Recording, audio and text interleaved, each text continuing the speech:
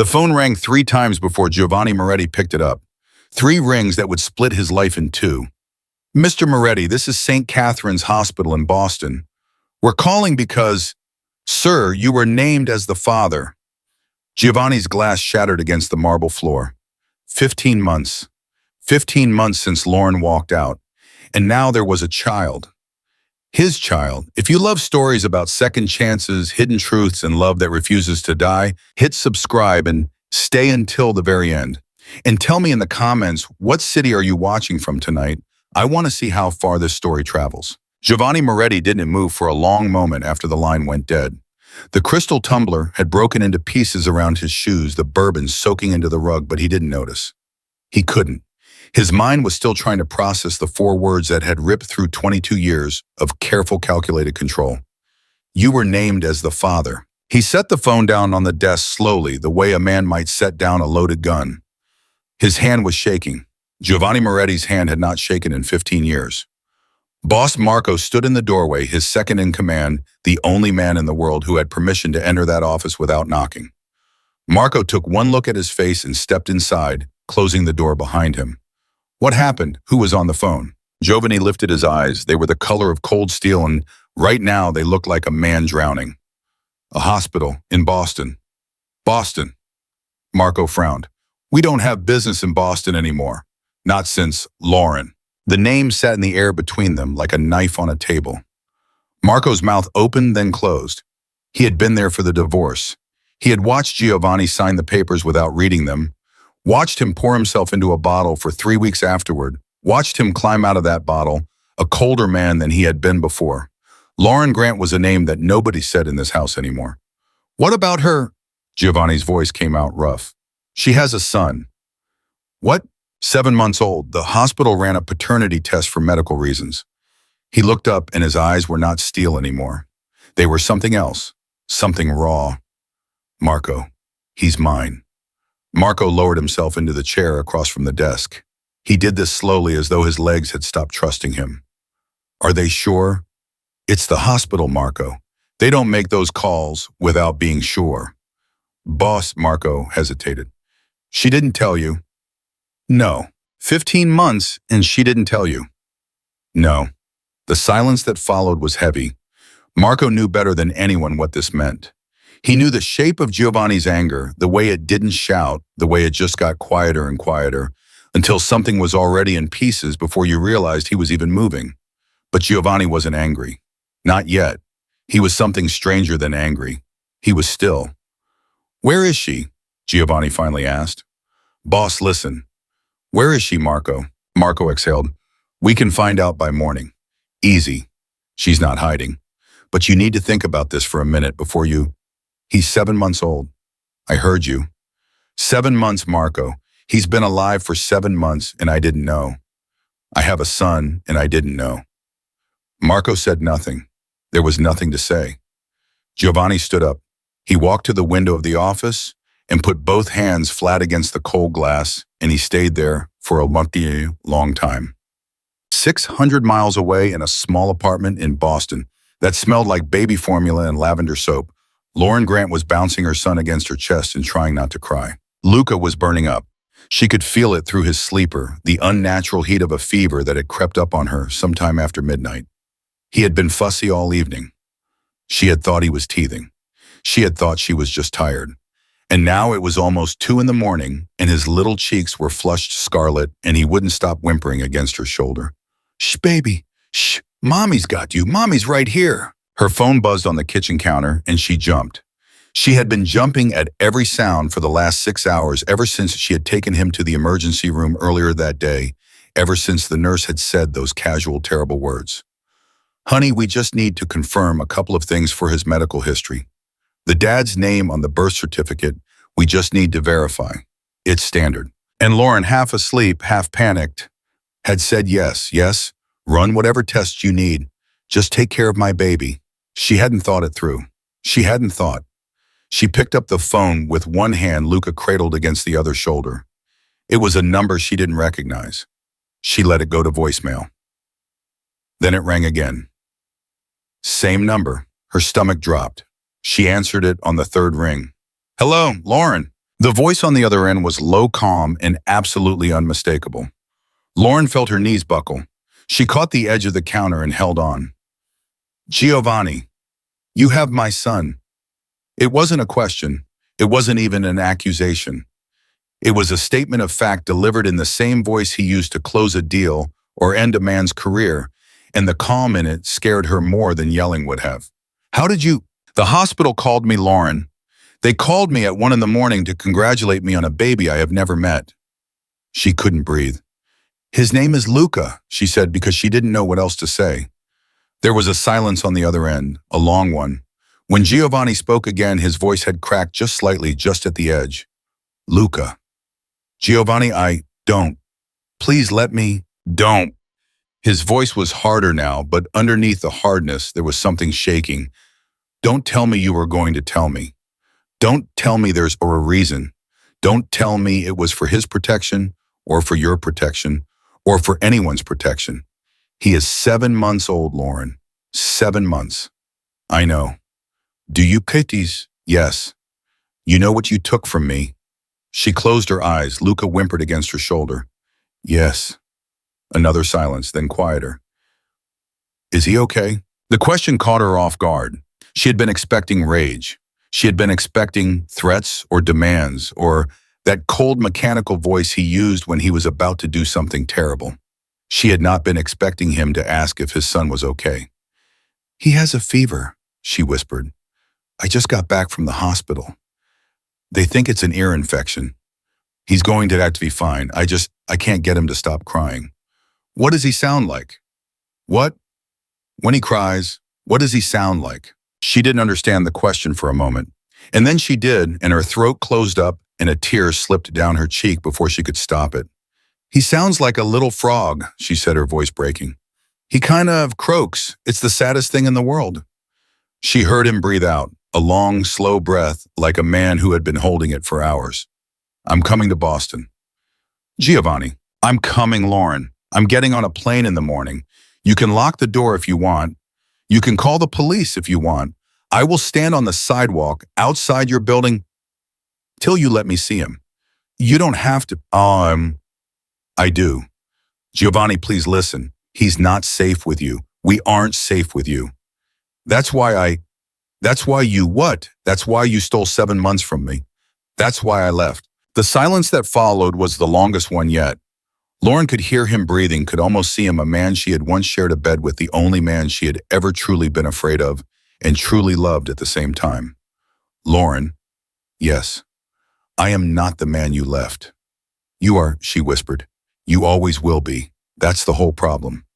Then I will become a different one, she laughed. It wasn't a happy sound. People don't change like that. For their children, they do. She didn't have an answer for that. Luca whimpered again and pressed his hot little face into her neck, and she pressed her lips against the top of his head and rocked him slowly side to side, and the tears came whether she wanted them to or not. I'll see you tomorrow, Lauren. He hung up. Lauren sat down on the kitchen floor with her back against the cabinets and held her son and cried. She cried because she was tired. She cried because she was scared. She cried because for 15 months she had been so sure, so absolutely sure, that she had done the right thing, that walking out of that marble penthouse with one suitcase and a positive pregnancy test stuffed in the side pocket had been the only choice a sane woman could have made. She had been 26 years old when she met Giovanni Moretti. She had been a paralegal at a firm in Chicago. He had walked into the lobby in a black coat and asked for her boss, and she had looked up from her desk and felt the floor tilt sideways under her chair. He was the most dangerous-looking man she had ever seen, and he was looking at her and he was smiling. He had courted her like a man from another century. Flowers every Friday, dinners at restaurants she could not afford to step inside, long drives on Sunday afternoons. He never let her pay for anything, and he never asked her about her work. And every time she asked him about his, he would smile that small smile and change the subject. She had fallen in love with him before she knew what he was. By the time she knew, it was too late. By the time she had figured out what the long black curtain and the silent men in dark suits and the late-night phone calls in Italian really meant, she had already said yes to a ring the size of her thumbnail. They had been married for 2 years. 2 years of beautiful houses and beautiful clothes and beautiful lies. 2 years of pretending she didn't see. 2 years of waking up at 3 in the morning because he wasn't beside her and finding him in the kitchen with blood on his cuffs. And then one afternoon in a quiet Italian restaurant in the suburbs of Chicago, she had told him she wanted children. And he had looked at her across the table, his eyes dark and tired, and he had said, "Lauren, I cannot bring a child into this life. I will not." "Then leave the life." "I cannot leave the life." "Then we have a problem." "Yes," he had said very quietly, "we do." 3 months later, she had filed for divorce. 3 months after that, she had taken a pregnancy test in the bathroom of a coffee shop in downtown Boston, and the 2 pink lines had appeared in 3 seconds flat, and she had sat on the closed lid of that toilet for almost an hour, weeping silently, with her hand pressed against her stomach. She had not told him. She had not told anyone. She had built a small, careful life in an apartment that nobody from her old world knew about, and she had named her son Luca after Giovanni's grandfather, the only man Giovanni had ever spoken about with anything close to love. She had told herself this was her way of giving Giovanni something, even though she could not give him everything. And now he was coming. Now he knew. In the meantime, in a private hangar at O'Hare International Airport, Giovanni Moretti was boarding a plane. He had not slept. He had not eaten. He had not changed his clothes. The bourbon stains were still on his shirt cuff. Marco was beside him, talking fast and low, the way he always talked when Giovanni was about to do something neither of them could come back from. "Boss, listen to me. I'm not telling you not to go. I'm telling you to think. Lauren walked away from you for a reason. You know the reason. If you walk into her life right now, into her son's life, my son's life, you better know what you're walking in for. You better know whether you can be the man she needs you to be for that boy. Because if you can't, if this is just your pride talking, you're going to do more damage than you've ever done in your life." Giovanni sat down in the leather seat by the window. His face was very still. "Marco." "Yeah, boss." "Have I ever been wrong about something that mattered?" Marco hesitated. "Once." "What was it?" "You let her walk out the door." Giovanni turned his head and looked out the window of the plane at the dark runway, at the small blue lights stretching out into the night. "I'm not going to be wrong twice." Marco exhaled. He sat down across from him. The plane began to move. "What are you going to say to her?" Marco asked.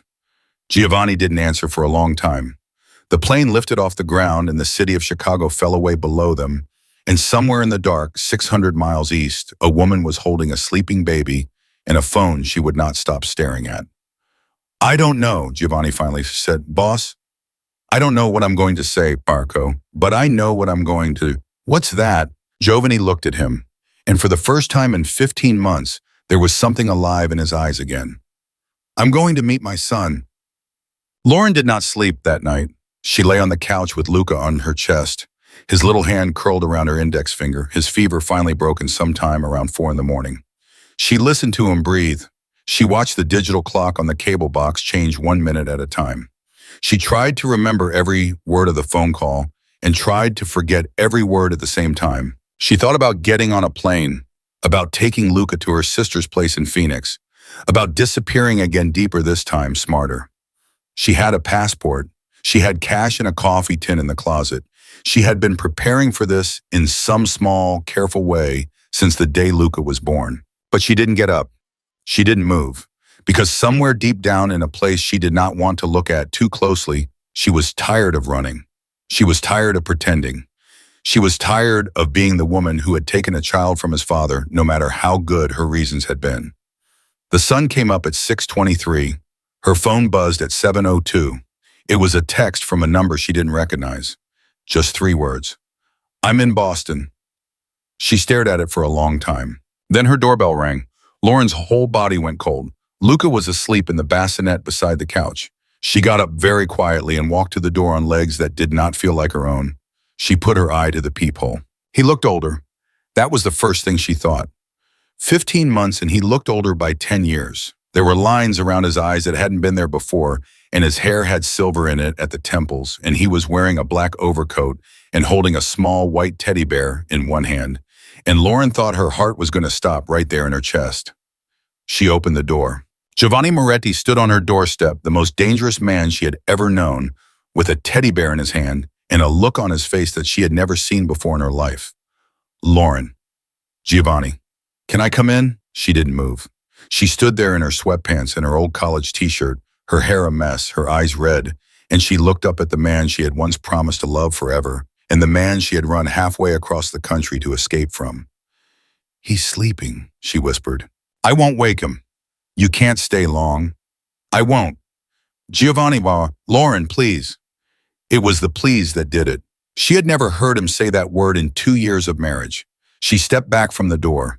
He walked into her tiny apartment slowly the way a man walks into a church. He saw the bassinet. He saw the small sleeping shape inside it. He stopped. He didn't move for almost a full minute. And then Giovanni Moretti, the boss of the Moretti family, the man who had killed 3 men with his own hands before his 30th birthday, the man who had not cried since his mother's funeral when he was 9 years old, Giovanni Moretti put his hand over his mouth and his shoulders began to shake. Lauren closed the door behind him, and she did not know it yet, but the life she had built so carefully over the last 15 months had just ended.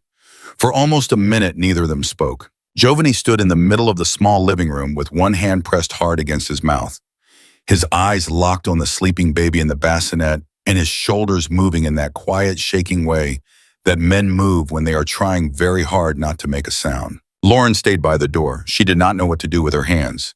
She did not know what to do with her face.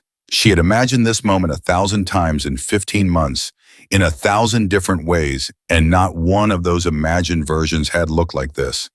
He had not moved toward the bassinet. He was just standing there, looking. Giovanni. He didn't answer. Giovanni, you can come closer. He's a heavy sleeper. He took one step, then another. He moved the way a man moves through a minefield, like the wrong footstep might break the world. When he reached the bassinet, he stopped again, and Lauren watched the side of his face from across the room, and she watched a single tear roll down his cheek and disappear into his collar. He has my mother's mouth, he whispered. I know. And your eyes. I know. He reached one hand into the bassinet very slowly and laid the back of his finger against the baby's cheek. Luca shifted in his sleep but did not wake.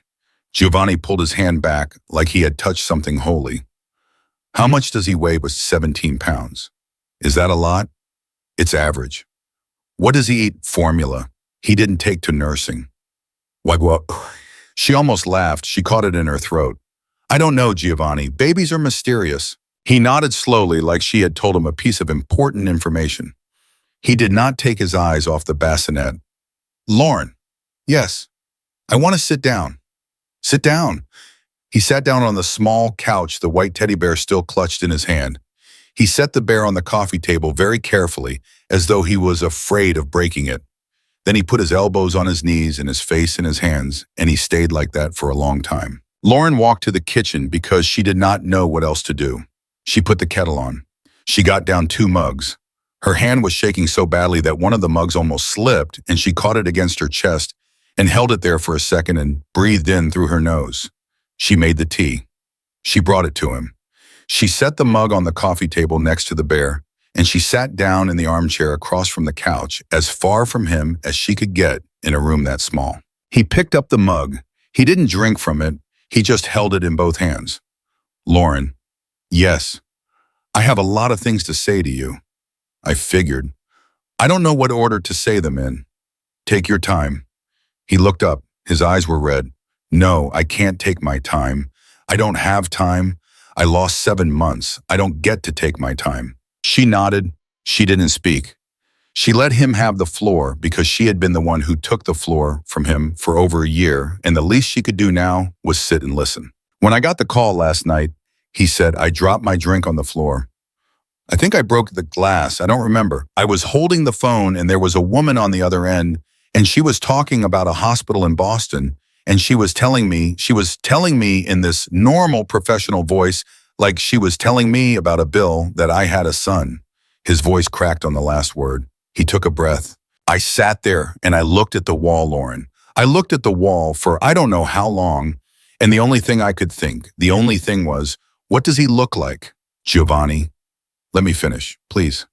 She nodded.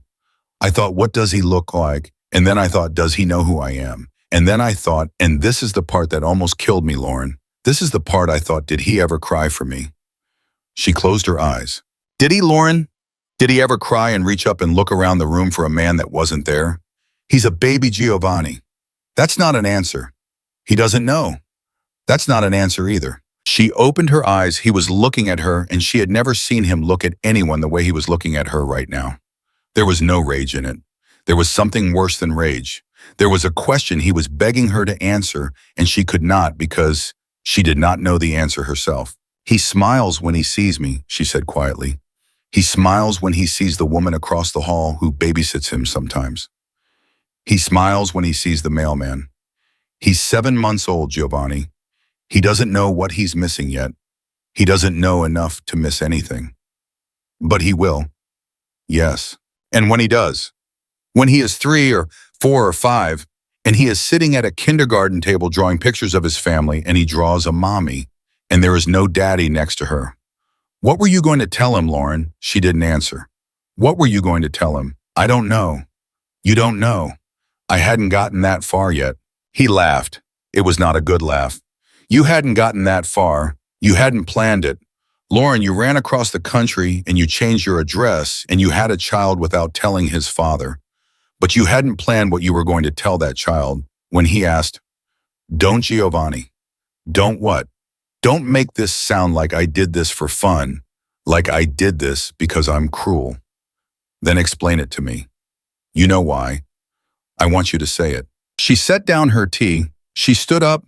She walked to the window and stood there with her arms wrapped around herself, and she didn't turn around when she spoke. Because the man you are kills people, Giovanni. The room went very quiet. Because you have killed people. Because people have tried to kill you. Because 2 months before I left, somebody fired a gun through the window of our bedroom while we were sleeping. Do you remember that? Do you remember how you laid on top of me on the floor with glass in your back and you whispered, "It's okay, it's okay, it's over." Like that was a normal thing. Like that was something a person says to their wife in the middle of the night. Lauren, because the man you are sat across from me at dinner and told me he could not bring a child into this life. You told me that? Not me, you. And then I found out 2 months later that I was pregnant anyway and I had a choice to make, and I made it. You made it without me. Yes. You made the biggest decision of my life without me. Yes. And you think that was fair? I think it kept him alive. She turned around. Her eyes were wet, but her voice was steady. I think if I had told you, Giovanni, you would have wanted him. I think you would have wanted to keep him. And I think you would have tried to keep us both safe. And I think you would have tried very hard. And I think that one day you would have come home and we would not have been there anymore. Not because we left, because someone took us. He didn't answer. That's why.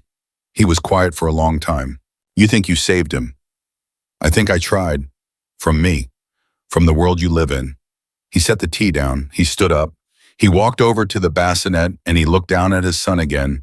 And Lauren watched his back, the way it rose and fell, with his breathing, the way it had risen and fallen 100 mornings when she had woken up next to him in another life. You are not wrong, he said very quietly. She blinked. What? You are not wrong, Lauren. The world I live in is not safe. It has never been safe. I told you that the day we got married. I told you that the night before, in fact. I asked you if you understood, and you said yes, and I believed you. I did understand. No, you didn't. Nobody understands until they live it. I knew that, and I married you anyway because I was selfish, and because I loved you, and because I thought if I loved you enough, I could keep the bad part of my life on the other side of the door. Giovanni, let me finish. She nodded. I could not. I tried, but I could not. And when you told me you wanted a child, Lauren and I said no. I didn't say no because I didn't want one. I said no because I was terrified. I said no because I had spent 38 years watching the children of men in my position grow up in beautiful houses with armed guards at the gate, and I had watched some of those children grow into men who did the same things I do. And I had watched some of those children be carried in small coffins. And I had decided that I would rather die alone than watch a child of mine in a coffin. That is what I meant when I said no. She didn't speak. And I should have said that. I should have said it that way. I said it the wrong way, and you heard the wrong thing, and I let you walk out the door, Lauren. I let you walk out the door because I thought it would be safer for you. And then I drank for 3 weeks, and I went back to work, and I told myself you were better off without me, and I have told myself that every single day for 15 months.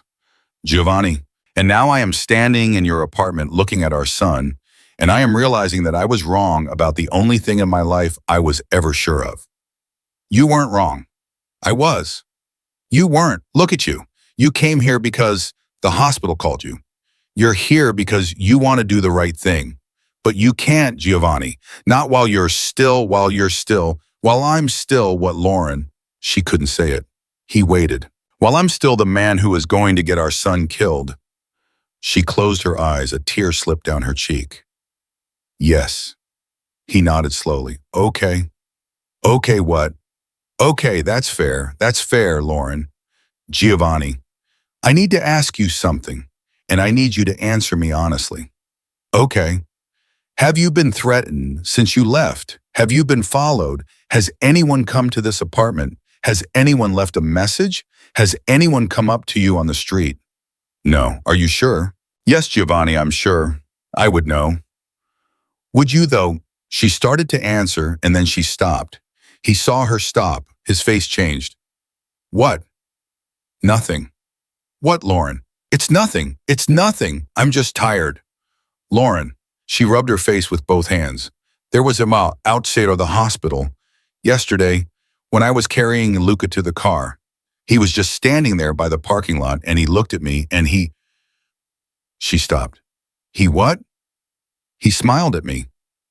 How? What do you mean, how? How did he smile at you, Lauren? Did he smile at you like a stranger smiles at a baby? Or did he smile at you like he knew you? She didn't answer. He walked across the room. He picked up his phone. He hit one button. Marco answered on the first ring. Boss, get up here now. Bring the car around. We're not leaving her alone tonight. Giovanni. Don't argue with me, Lauren. Don't argue with me on this one thing. You can argue with me on everything else. He was just a man. You don't know that. Neither do I. And until I do, I am not leaving this building. You can't just... I'm not asking. She stared at him.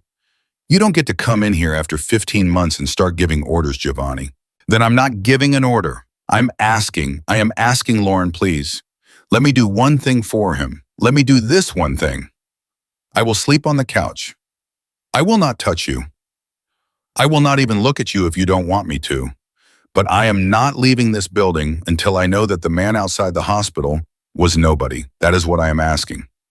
She stared at him for a long time. In the bassinet, Luca made a small sound, a little frog sound, just like she had described it on the phone. Giovanni's eyes flicked to the bassinet, and his face did something it had not done in years, and Lauren watched it happen, and she felt something inside her chest crack down the middle. One night, she whispered. One night. On the couch. On the couch. And then we talk in the morning about what this is going to look like, about all of it. Yes. And Giovanni. Yes. If you are lying to me, if there is a part of this that is a trick, if you are here to take him from me, I am not. Don't interrupt. If you are here to take him from me, I will run, Giovanni. I will run and you will never find us. I have a passport in the closet and I have cash in a coffee can and I have a plan. I have had a plan since the day he was born. He looked at her. For a moment, the old Giovanni was back, the cold one, the one who measured a person with his eyes and decided what they were worth. And then it passed, and he just looked tired. I know you do, he said softly. I would have expected nothing less. She nodded. She turned away. She picked up the empty tea mugs and walked them to the kitchen. Behind her, very quietly, Giovanni said, Lauren. Yes, thank you. She did not turn around. She set the mugs in the sink, and she stood there with her back to him, and she let 2 tears fall before she wiped her face and took a breath and turned back into a woman who could handle this. Marco arrived 10 minutes later. He came up the stairs quietly the way Marco did everything quietly. Giovanni met him at the door, and the two of them spoke in low voices for several minutes, and Lauren caught fragments, the hospital, the parking lot, I want to name by morning. Marco left. Giovanni came back into the living room. He took off his overcoat and folded it over the arm of the couch. He looked for a moment like an ordinary man at the end of an ordinary day. He looked for a moment like a husband home from a trip. It almost broke her. There are blankets in the hall closet, she said. Thank you. The bathroom is the door on the right. Thank you. Luca usually wakes up around 5 for a bottle. I'll get him. You don't need to. Lauren. Yes. Can I get him? She froze. The tea towel was still in her hand. Just the bottle, he said. I won't pick him up. I won't do anything you don't want me to do. But if he wakes up, can I be the one who feeds him? Just this one time. Just so I can say I did. She stared at him across the living room. The man in the black coat. The man who had broken her heart. The father of her child. The most dangerous man she had ever loved. Yes, she said. Yes, Giovanni, you can feed him. He nodded just once, and then he sat down on the couch and he picked up the white teddy bear and he held it in his lap with both hands, like he was afraid it might disappear if he set it down, and he stared at the bassinet across the room until his eyes finally closed. Lauren turned off the lamp. She walked down the hall to her bedroom. She closed the door behind her. She got into bed in her sweatpants and her t-shirt, and she lay flat on her back and she stared at the ceiling, and she did not sleep and she did not cry on. She just lay there and listened, and from the living room, very faintly, she heard the sound of a man who had not held his son yet, but who was 30 feet away from him for the first time in his life, breathing in the dark. Somewhere outside the building, parked on the corner under a streetlight that did not work, a black car sat with its engine off. The man behind the wheel was not Marco. The man behind the wheel was smiling.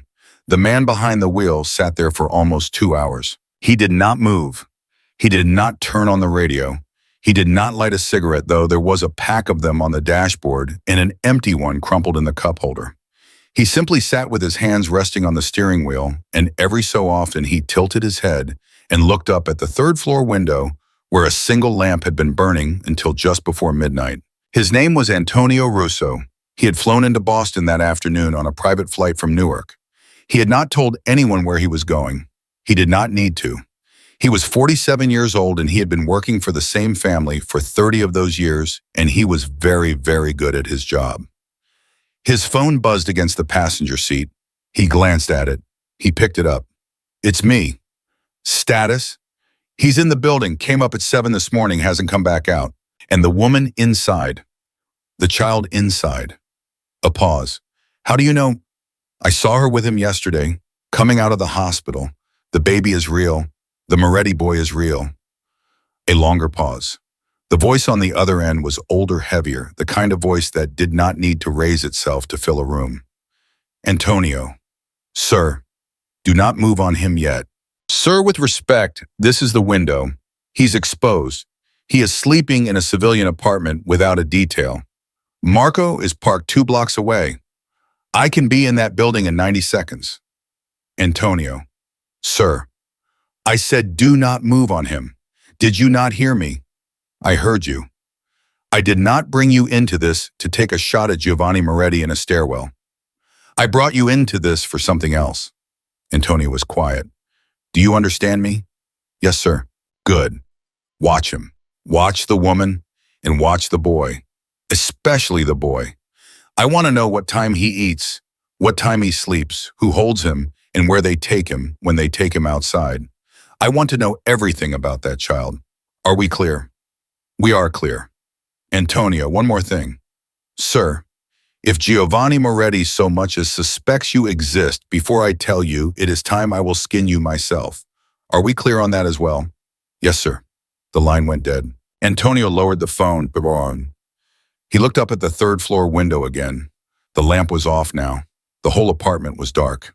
He smiled very slightly and settled back against the seat to wait. Inside the apartment, Lauren had finally fallen asleep around 3 in the morning, in a thin, unsteady way, the kind of sleep where the body gives up, but the mind keeps walking the perimeter. She had been listening for any sound from the living room, the creak of the couch, a footstep in the hall, anything that would tell her that the man in her apartment was actually moving toward her son in the dark. She had not heard a single thing. When Luca's small cry came at 5:12, she was on her feet before she was fully awake. She came down the hallway with her heart already in her throat. She had not even reached for the bassinet when she stopped. Giovanni was already there. He had stood up from the couch without a sound. He was leaning over the bassinet, one hand braced on its edge, the other not touching anything, just hovering just inches above his son, like a man who did not yet trust himself to make contact. Luca was making the small frog sound she had described on the phone. Giovanni's face from the side looked like the face of a man watching something he did not believe was real. Lauren cleared her throat softly. He did not jump. He did not turn fast. He just slowly straightened up and looked at her. "He's hungry," she whispered. "How do you know?" "He always does that little sound when he's hungry. If he was hurting, he'd cry louder." Giovanni nodded slowly, like she had handed him a piece of classified information. "I'll get the bottle," she said. "Show me how." "Giovanni, show me how, Lauren, please, I want to know." She walked past him into the kitchen. Her hands were not as steady as she wanted them to be. She measured the formula. She mixed the water. She tested it against her wrist the way every mother on earth had tested a bottle since the invention of formula. She held the bottle out to him. 2 ounces, he'll fuss when he's done. He took the bottle. He looked at it. He looked at her. "How do I sit on the couch? Hold him so his head is higher than his stomach. Tip the bottle so the nipple is full. Don't let it go flat or he'll swallow air." "Lauren, yes. What if I drop him?" The question came out in a voice she had never heard from him in her life. It was not a fearful voice. It was not a soft voice. It was just a voice. A man's voice asking a real question, the way her own father might have asked a real question 40 years ago. "You won't drop him," she said. "You don't know that. Giovanni, you won't drop him. Sit down." He sat down on the couch. She walked to the bassinet. She lifted Luca out and the baby fussed for a second and then settled against her shoulder. She walked back to the couch. She lowered Luca very carefully into Giovanni's arms. The room went still. Giovanni Moretti did not move for almost 10 full seconds. He sat there with a 7-month-old boy resting in the crook of his arm and his other arm braced under the small body and his entire torso so rigid you could have struck a match against it. He stared down at his son with an expression Lauren had never seen on a human face before, and Luca, oblivious, just yawned and reached up and grabbed at the front of his father's shirt. A sound came out of Giovanni's throat. It was not a word. It was something smaller than a word. Lauren stepped back. She did not breathe. "The bottle," she whispered. "Yes." His voice was rough. "Yes, the bottle." He shifted his arm slowly and brought the bottle to Luca's mouth. Luca latched on immediately and began to drink, both little hands gripping the bottle, his eyes drifting half-closed in the contented haze of a baby who had been waiting for breakfast for 10 minutes too long. Giovanni watched him eat. He did not move. He did not blink.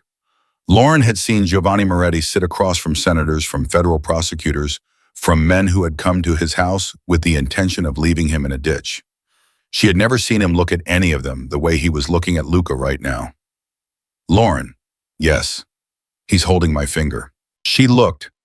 Luca's tiny right hand had let go of the bottle and was wrapped around Giovanni's index finger, the way babies hold things with that absolute unconscious grip that they have for the first months of their lives. "He likes to hold things while he eats," she whispered. "He's holding my finger." "Yes." Giovanni did not say anything else for the rest of the feeding. Lauren backed up to the kitchen and stood with her arms crossed and her hand pressed against her mouth, and she watched her son drink a bottle of formula in the arms of his father for the first and only first time, and she felt something she had not let herself feel in 15 months, and she did not know what to do with it. When the bottle was empty, Luca made a small sound of satisfaction and his head lolled against Giovanni's chest. "Burp him," she whispered, "over your shoulder. Pat his back." Giovanni lifted his son with the care of a man diffusing something. He laid Luca against his shoulder. He patted the little back slowly, awkwardly, and after about 30 seconds, Luca produced a burp that sounded like a small drunken sailor, and Giovanni laughed. It was the first time she had heard Giovanni laugh in nearly 2 years. Lauren turned her face away because she did not want him to see what was happening to it. He held Luca on his shoulder for a long time after the burp. The baby fell asleep again almost immediately, the way babies do with absolute trust, his small mouth open against his father's collar. Giovanni sat on the couch with one hand cradling the small head and one hand on the small back, and he didn't move and he didn't speak, and Lauren watched him from the kitchen doorway and tried to remember what she had been going to say. "Lauren, yes. I'm going to leave Boston tomorrow morning." She froze. "What?" "Not for long, 2 days, maybe 3. I have to go back to Chicago." "Why?" "Because I have to do something." "Giovanni." I have to make a phone call, Lauren, a specific one, to a specific person, and I have to make it in person because the kind of phone call I am going to make is not the kind you make over a phone. What are you talking about? He looked up at her. His eyes were calm. They had not been calm last night. They were calm now. I'm going to step down. The words did not register at first. She heard them. She processed each one. She put them in the right order to yours. She still did not understand them. You're going to what? Step down. Giovanni, I have been thinking about it all night. You can't do that. I can. Giovanni, men in your position don't step down. They don't retire. They don't hand in a 2 weeks notice. That isn't how it works. You told me yourself 100 times a man like you doesn't get to walk away. You said that night, the night you said no to children, you said, I know what I said. Then you know it's not possible. I know it isn't easy. I know it isn't simple. I know there is a price. I have known the price of it for 20 years. I am willing to pay it now, and I was not willing to pay it then, and that is the whole difference. What does that mean? It means what it means. Giovanni, look at me. What does that mean? He looked at her. Luca slept on undisturbed against his collarbone. It means I will make my arrangements with the right people. I will hand over what I need to hand over to the right people. I will give up what I need to give up to the right people. And then I will walk away, Lauren, and I will live the rest of my life in whatever small way I can live it, and I will spend that life trying to deserve the boy who is sleeping on me right now. She stared at him. They'll kill you. Maybe. They will, Giovanni. They will not let you walk. Some of them won't. Some of them will. I have a few friends left. I have favors I have not called in for 15 years. I have made a lot of men a lot of money, Lauren. I am not without leverage, but I am not going to lie to you. There is a chance this ends badly. Then why? Because the alternative is worse. What's the alternative? He looked down at Luca.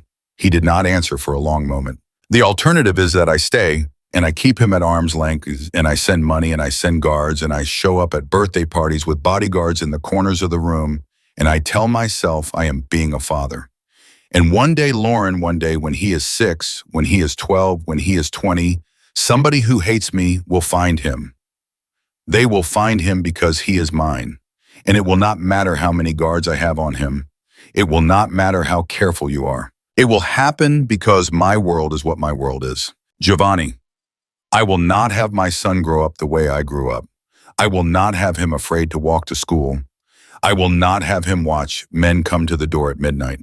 I will not have him bury his father at 20 years old like I buried mine. Do you understand? She could not speak. I am not asking you to take me back, Lauren. I am not asking you to love me again. I am not asking you for anything except the chance to try to be his father. A real one. The kind that picks him up from school. The kind that teaches him to ride a bike. The kind he isn't ashamed of. That is the only thing I am asking. She sat down on the floor. She did not mean to. Her legs simply gave out underneath her, and she ended up sitting on the kitchen tile with her back against the cabinet and her hand pressed flat against her chest. Lauren, just, give me a second. Lauren shouted, "Oh, don't talk yet. Just let me sit here for a second." He did not talk.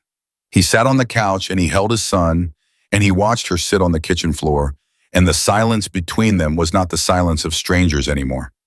After a long minute, she lifted her head. "They'll come for him," she said, "won't they? While you're doing this, while you're stepping down, there will be a window." He did not answer right away.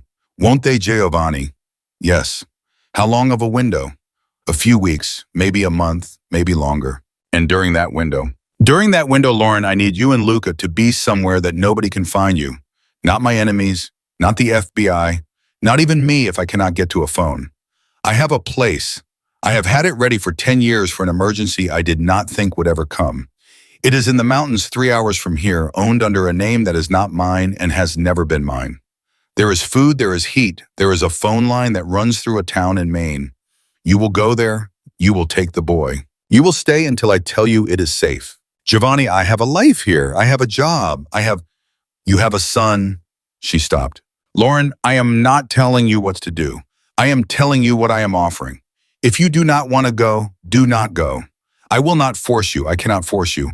I gave up the right to force you to do anything 15 months ago, and I will not pick that right back up now. But I am asking, please, for the next month, disappear. Disappear with our son. Let me clean this up, and when I am done, I will come find you. And if you don't come, he didn't answer. Giovanni, if you don't come, then I don't come. Don't say it like that. How would you like me to say it, Lauren? Don't say it at all. I have to say it. No, you don't. Yes, I do. Because if I'm going to ask you to take our son and disappear into the woods for a month, I owe you the truth about why. And the truth is I might not come, Lauren. There is a real chance. I will not lie to you about that. I have lied to you about many things in my life, but I will not lie to you about this. She closed her eyes. In her arms, somewhere far away, she could feel the weight of a baby she had carried alone for 15 months. She could feel the empty side of every bed she had ever slept in since she walked out of his house. She could feel 1,000 small decisions she had made alone in the dark in fear, and she could feel how tired she was of making them.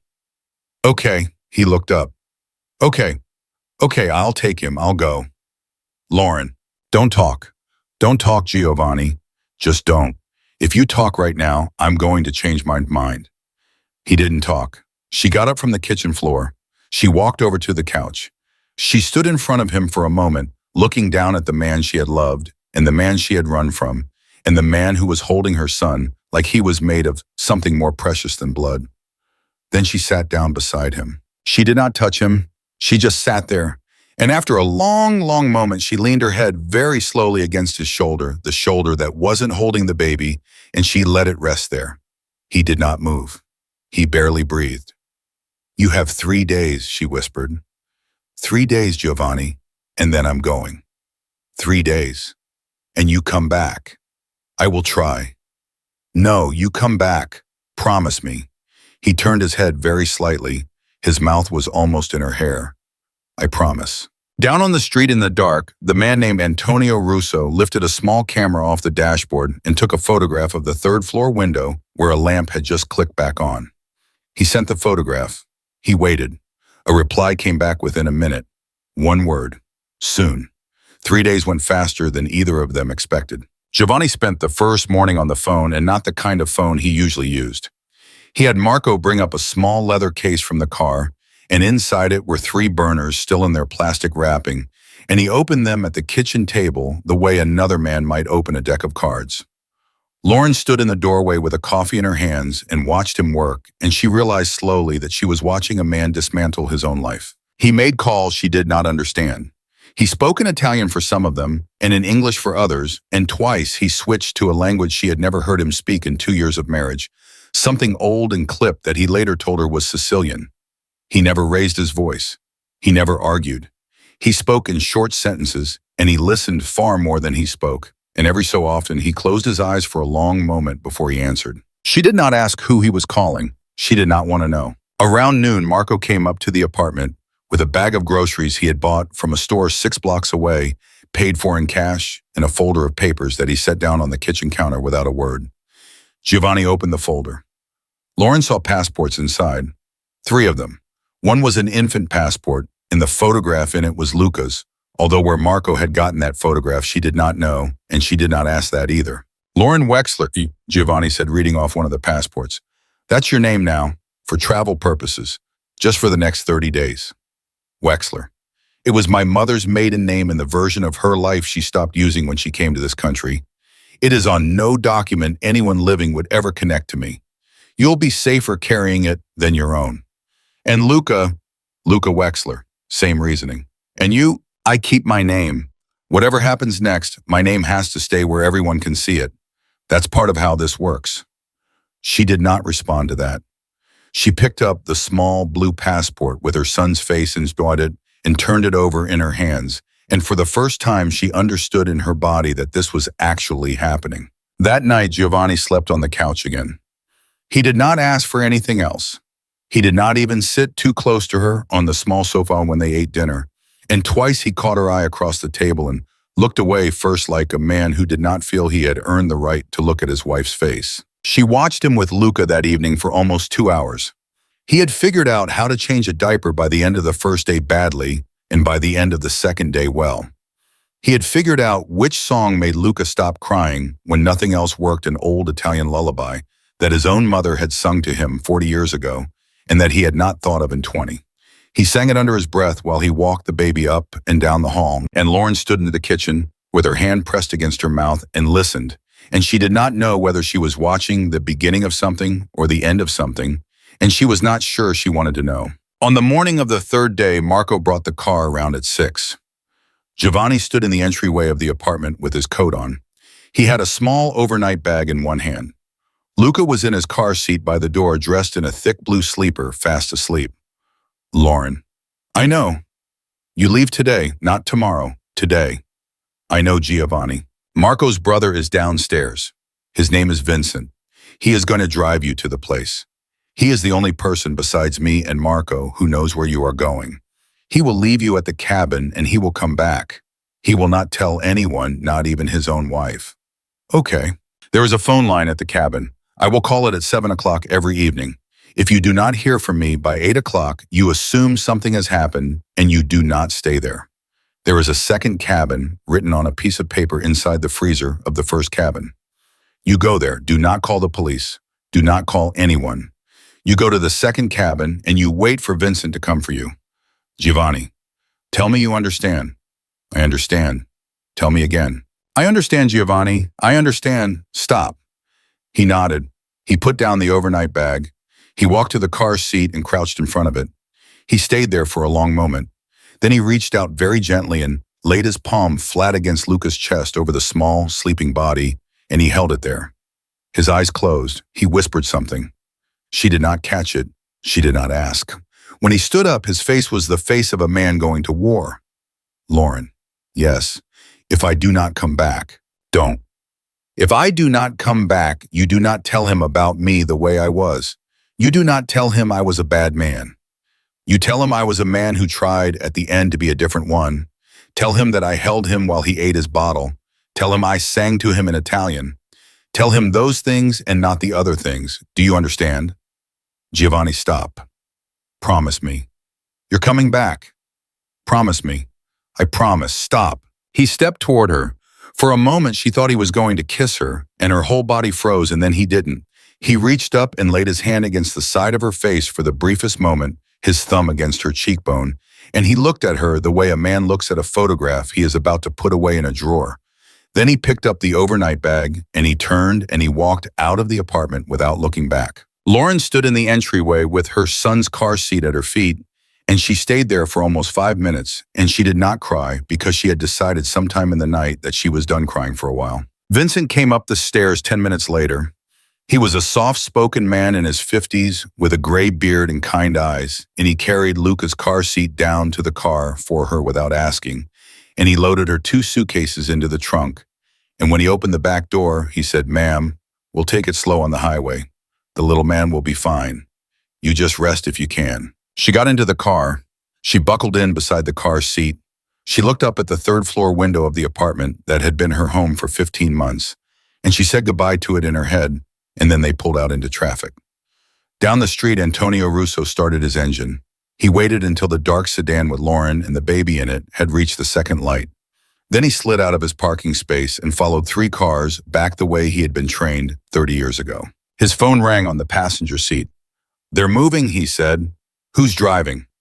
"Not Marco. Older man, different car, different plates. They're heading west." "And Giovanni?" "Already gone. Boarded a private flight 20 minutes ago. Headed back to Chicago." "Good. Stay on the woman. And when I have her, do not touch her. Do not touch the boy. You follow her. You tell me where she goes. That is all. Are we clear?" "Clear." He set the phone down. He stayed 3 cars back. He had been doing this for 30 years, and the woman in the sedan ahead of him did not know he existed, and that was exactly how he liked it. 600 miles west, Giovanni Moretti walked into a restaurant on the south side of Chicago that had not changed its menu since 1978. The owner came out from behind the counter when he saw him, and the 2 men embraced, and Giovanni kissed the older man on both cheeks the way his father had taught him. Don Moretti, the older man said softly. Don Calabrese. It has been a long time. Too long. Sit, eat, then we talk. They sat, they ate. Giovanni had not eaten in almost 2 days, and he did not realize it until the food was in front of him, and even then he ate slowly because the man across from him was older than 70 and had been a friend of his father's, and you did not bolt your food in front of a man like that. They spoke about nothing for almost an hour. They spoke about a horse race in Saratoga that one of them had bet on 20 years ago. They spoke about the old neighborhood and which buildings had been torn down. They spoke about Don Calabrese's grandchildren, of whom there were now 7. When the plates were cleared, the old man folded his napkin and set it on the table, and he looked at Giovanni across the candle. You did not come here to talk about horses, Giovannino. No. Tell me, Giovanni told him. He told him about Lauren. He told him about Luca. He told him about the hospital phone call and the apartment in Boston and the bottle at 5 in the morning. He told him about the lullaby. He told him about the man outside the parking lot with the smile on his face. He told him what he was about to do and why he was about to do it and what he wanted. The old man listened. He did not interrupt. When Giovanni was finished, the old man sat there for a long moment with his hand wrapped around a small glass of grappa, and he watched the candle. You want to step down? Yes.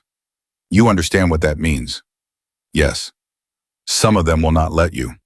I know. Some of them will say that you cannot be trusted to walk away, that you know too much, that a man who walks away with what is in your head is a danger to every man you leave behind. I know. You will need a sponsor, someone with a name, someone whose word will hold. That is why I came to you. The old man nodded slowly as though this were the answer he had expected. Why should I? Because you owe my father a favor that he never called in, and because I am calling it in for him. The old man looked up. His eyes for an instant were not old. You think your father would have wanted me to spend that favor on this? I think my father would have wanted me to be a father. The old man was silent for a long time. Then he leaned forward and he laid his hand over Giovanni's hand on the table and he squeezed it. All right, Giovannino. All right. All right. I will be your sponsor. I will speak for you at the table. I will tell them that you walk away clean and that any man who lifts a hand against you or against your son lifts a hand against me.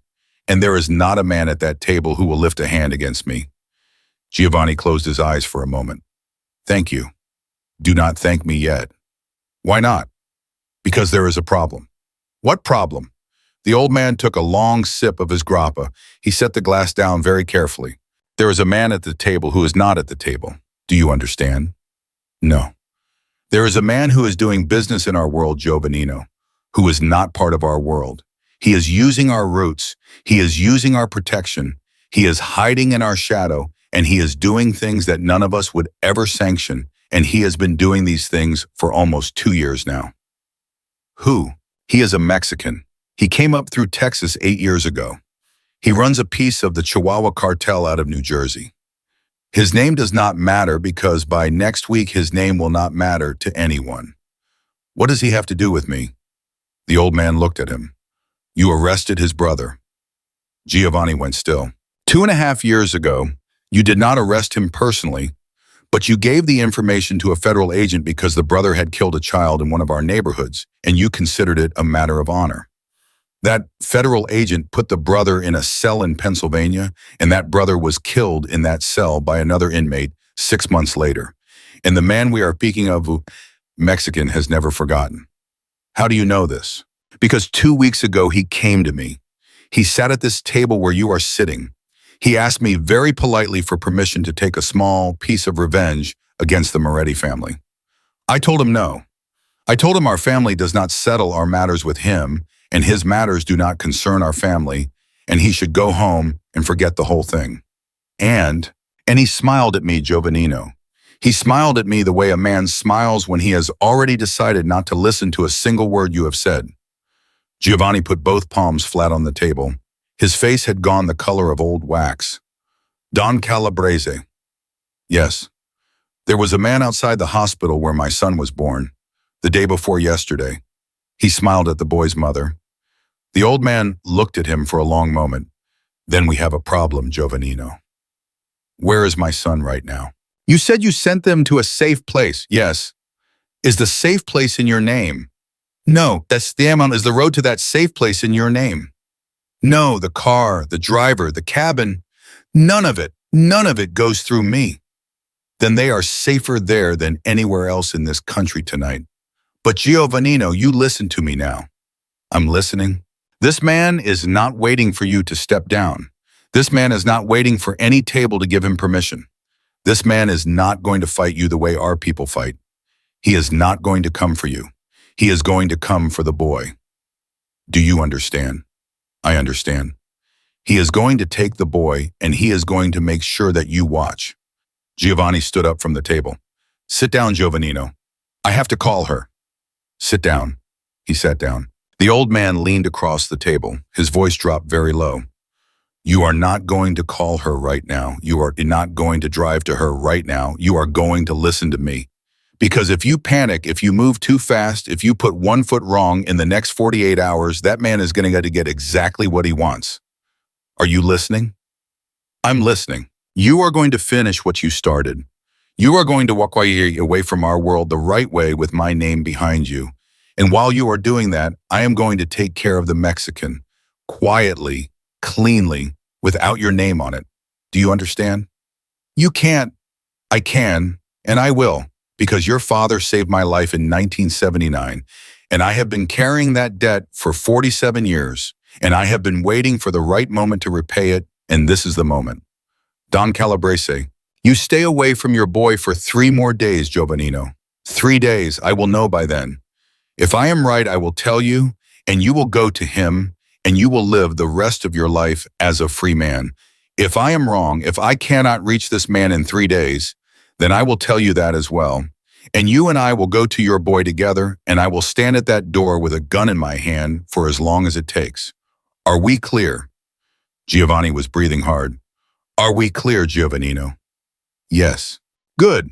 The old man poured another glass of grappa. He pushed it across the table. Giovanni picked it up. His hand was steady. He had decided somewhere in the last 60 seconds that it would be steady. To your son, Mafia, to my son. They drank. 300 miles east in a small wooden cabin in the mountains of western Massachusetts, Lauren was unpacking a duffel bag of baby clothes onto a bed that smelled of cedar and old quilts. Luca was on the floor on a folded blanket, blinking up at the ceiling, completely unbothered by the long drive. The phone on the wall was the old kind with a curled cord, the kind she had not seen since her grandmother's house. She kept looking at it. It would not ring until 7 o'clock.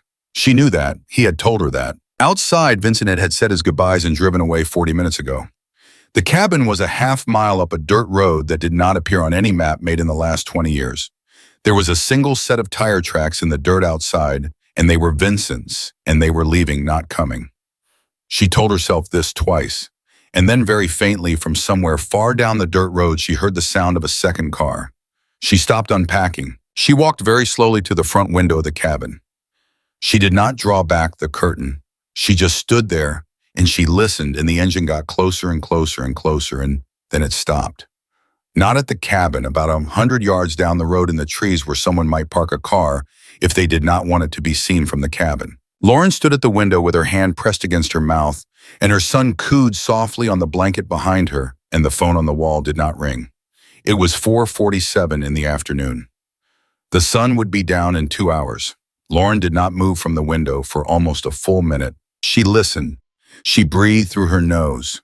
She counted the seconds the way a woman counts seconds when she is trying not to lose her mind, and when no second car door had opened and no second engine had started, she finally allowed herself to step back from the curtain. Behind her on the blanket, Luca cooed and waved one small fist at the ceiling. She crossed the room in 3 quick steps. She picked him up.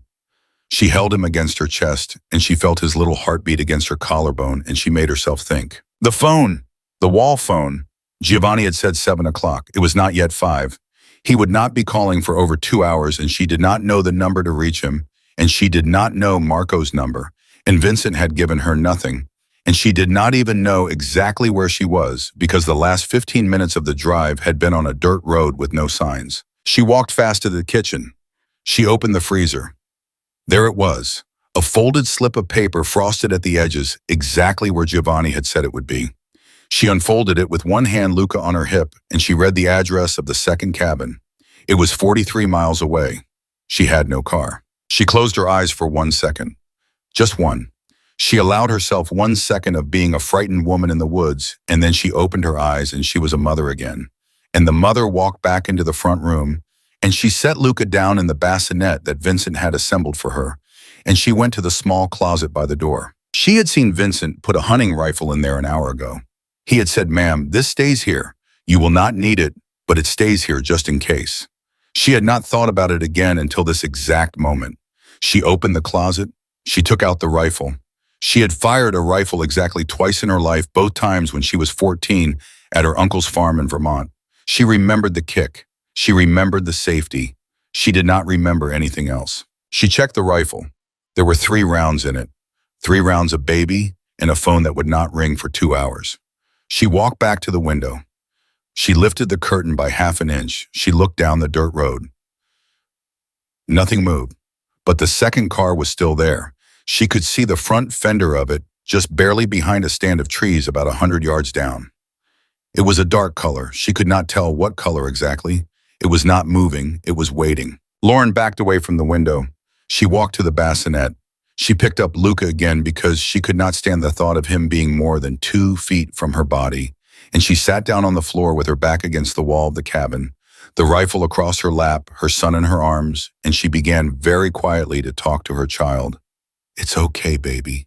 It's okay. Mommy's here. Mommy's right here." 600 miles west, Giovanni was already in the car. He had walked out of the restaurant before Don Calabrese had finished his second glass of grappa. He had walked out without arguing, without raising his voice, without anything except a small nod and the words, "I'm sorry, Don. I cannot wait 3 days," and the old man had not stopped him because the old man had children of his own. Marco was driving. They were on a small private airstrip outside Chicago, and the plane was already running. Giovanni was on the burner phone, and the burner phone was ringing through to a wall phone in a cabin in western Massachusetts, and the wall phone was not picking up. It rang and rang and rang. Giovanni hung up. He dialed again. It rang and rang and rang. "Boss? She's not picking up. Boss, she might be in the bathroom. She might be feeding the baby. You said 7, she's not expecting. Marco, she's not picking up." Marco did not say anything else. He pressed the gas a little harder. In the cabin, Lauren did not pick up the phone because she did not hear it. The cabin had 2 ringers, one in the kitchen on the wall, and a second one in the back room where Vincent had been planning to sleep had he stayed. She had closed the door to that back room when she put down her suitcase. The sound from the kitchen was loud, but in the front room with her back against a wall and her son on her chest and her ears straining for the sound of footsteps on the porch, she did not hear it. She did not hear the first ring. She did not hear the second. She did not hear the third. She did, however, hear the porch step creak. Just one, just the third one from the bottom. The one Vincent had warned her about when he was carrying her suitcase up. "Watch this one, ma'am. She's a talker." She had laughed at the time. She was not laughing now. She was on her feet so fast she almost dropped Luca, and she crossed to the bassinet, and she laid him down inside it, and she laid him down on his side with a folded blanket behind his back, so he would not roll. And she held one finger to her lips, even though he was a baby and could not understand. And his big dark eyes looked up at her with absolute trust, and he did not cry, and she would thank God for that for the rest of her life. She picked up the rifle. She walked to the front door. She did not open it. She stood beside it with her back against the wall, and she lifted the rifle to her shoulder, and she clicked the safety off the way her uncle had shown her 30 years ago, and she waited. A second creak. Closer, then a knock. 3 small, polite knocks. A man's voice on the other side of the door, soft and friendly. "Mrs. Moretti." She did not answer. "Mrs. Moretti, my name is Antonio. I work with your husband. He sent me to check on you." She did not answer. "Mrs. Moretti, he's been trying to call you. He's worried. I've got him on the phone right now. Would you like to talk to him?" She did not answer. She did not move. She did not breathe. There was a very long silence on the other side of the door. Then the man's voice changed. It was still soft, but it was not friendly anymore. "Lauren." She closed her eyes. Lauren, I know you're in there. I can see your shadow under the door. Open up, sweetheart. You and I both know how this ends. Don't make it harder than it has to be. Her hand on the rifle was steady. She did not know how. She had never been steady in her life, but her hand on that rifle was steadier than anything had ever been. And she realized very calmly that this was what mothers were. This was the thing nobody told you about. This was the part where the woman you used to be just stepped aside and a different woman stood up, and that different woman was not afraid of anything in the world. Mr. She said in a voice she did not recognize, if you take one more step, I will put a bullet through that door. A pause. Now, Mrs. Moretti, one more step, a second pause. Longer. You don't want to do that, sweetheart. You don't want to make a noise, because I am not the only person in these woods. Do you understand me? If a shot goes off out here, 3 more cars come up that road in the next 10 minutes. You take a shot at me, you tell every one of them exactly where you are. She did not answer. She was thinking. She was thinking faster than she had ever thought in her life. She was thinking, he's right, but he's also lying, because if there were 3 more cars, they'd already be here. There aren't 3 more cars, she said, a third pause. You don't know that, sweetheart.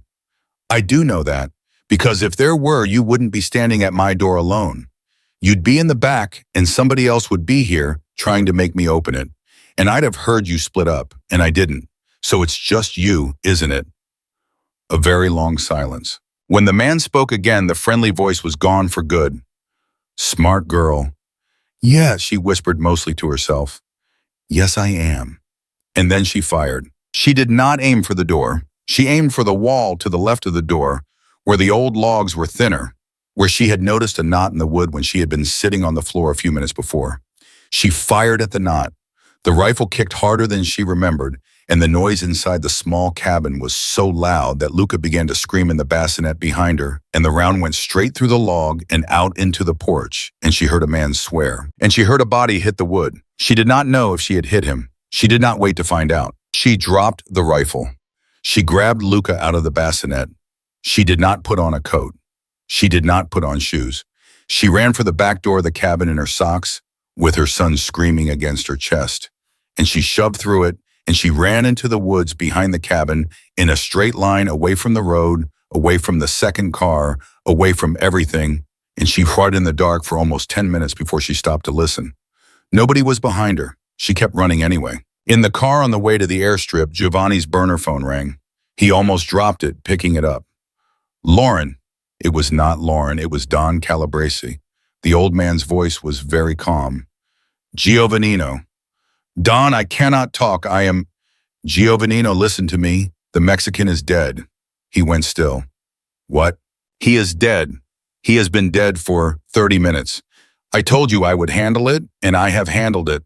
But Giovannino, he was not alone. He had a man in Boston, a man who was already moving. I have only just learned the name. I am calling to tell you the name. Tell me the name. Antonio Russo. I don't know who that is. He is a freelancer. He works for whoever pays him. He is in Massachusetts. He is in the woods. Giovannino. He is going to her. I cannot reach him. I do not know exactly where he is, but I am telling you, you have very little time, and you are 600 miles away, and Don. Yes. Thank you, I have to go.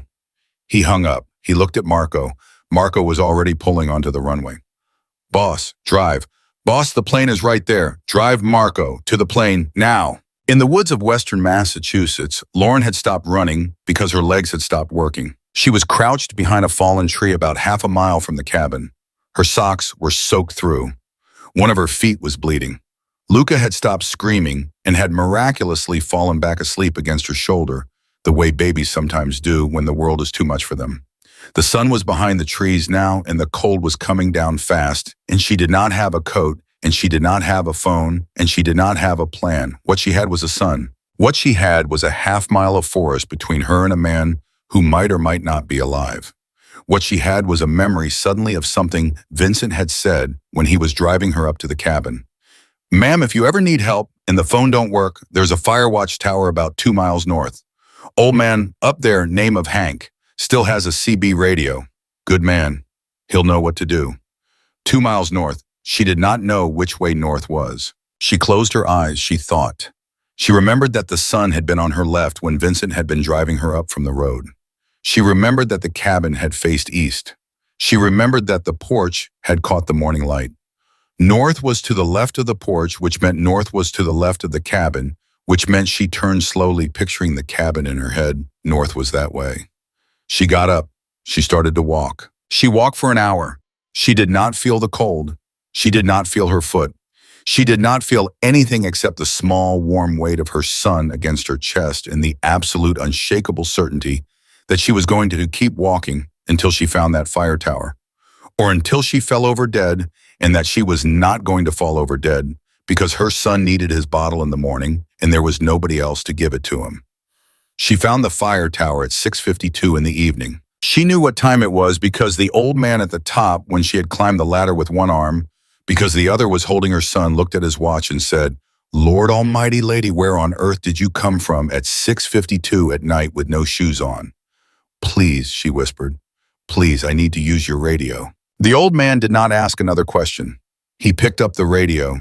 He called the state police. He handed her a blanket. He picked up a thermos and poured her a cup of black coffee, and he held it in front of her face until she remembered how to take it. The state police were at the base of the tower in 22 minutes. Antonio Russo was found dead in the dirt outside the cabin sometime around 8 that night with a single rifle round through his chest. The state police would later determine that the round had ricocheted off a knot of wood in the cabin wall and traveled at an unusual angle and had struck him just under the collarbone. They would call it a 1 in 1,000 shot. They would tell Lauren this in a hospital room the next morning, while she sat in a paper gown with her son, asleep in a bassinet beside her, and they would ask her if she had ever fired a rifle before, and she would think for a long moment, and she would say, "Twice, when I was 14. The detective who took her statement would shake his head slowly, and he would say, "Ma'am, somebody was watching out for you." She would not answer. She would just look at the door of the hospital room.